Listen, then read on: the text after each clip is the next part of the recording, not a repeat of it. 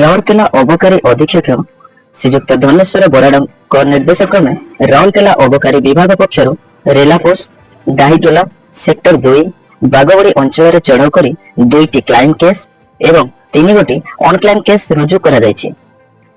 ଏହି ଚଢ଼ାଉରେ 400 ଲିଟର ବେଆଇନ ମହୁଲି ମଦ ସହିତ ଗୋଟି ହୁଣ୍ଡାଇ ସାଣ୍ଟ୍ରୋ କାର 30 ଲିଟର ବେଆଇନ ମହୁଲି ମଦ ସହିତ একটি টিভিএস স্কুটি জବତ ମଧ୍ୟ କରାଯାଇଛି। ଏହି ଜବତରେ 2 ଜଣ ଆସାମୀ ହେଲେ କୁଲୋ କୁମ୍ଭାର ଏବଂ କାରରେ ଥିବା ଡ୍ରାଇଭର ଜଗା ଜେନାଙ୍କୁ ଗିରଫ କରି କୋର୍ଟ ଚାଲାଣ କରାଯାଇଛି। ମୁଖ୍ୟ ଅଭିଯୁକ୍ତ ଓ କାରର ମାଲିକକୁ ଗିରଫ କରିବା ପାଇଁ ରାଉରକେଲା ଅବକାରୀ ବିଭାଗ ପକ୍ଷରୁ ତଦନ୍ତ ଜାରି ରହିଛି। ଏହି ଚଢ଼ାଉରେ ଏକ୍ସାଇଜ ଇନ୍ସପେକ୍ଟର ଶ୍ରୀ ମୋହନ ପ୍ରଧାନ ଓ ଇନ୍ସପେକ୍ଟର ହେମନ୍ତ ମହାନନ୍ଦିଆ, ଏଏସଆଇ ବିନୋଦିନୀ ବେହେରା ଓ ଯୁବରାଜ ବାଗ ସହିତ ସୌମ୍ୟରଞ୍ଜନ ସାହୁ, ଆୟସା ମିନ୍ସ, ହେମମଞ୍ଜରୀ ବିଶ୍ୱାଳ, ତ୍ରିଲୋଚନ ପାଢୀ, ଆକାଶ Patel, Pradeep lagoon, Babul Swain, Lakshminarayan Panigrahi,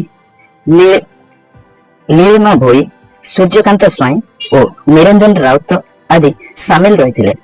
bureau report, ସ୍ୱାଧୀନ ଓଡ଼ିଶା।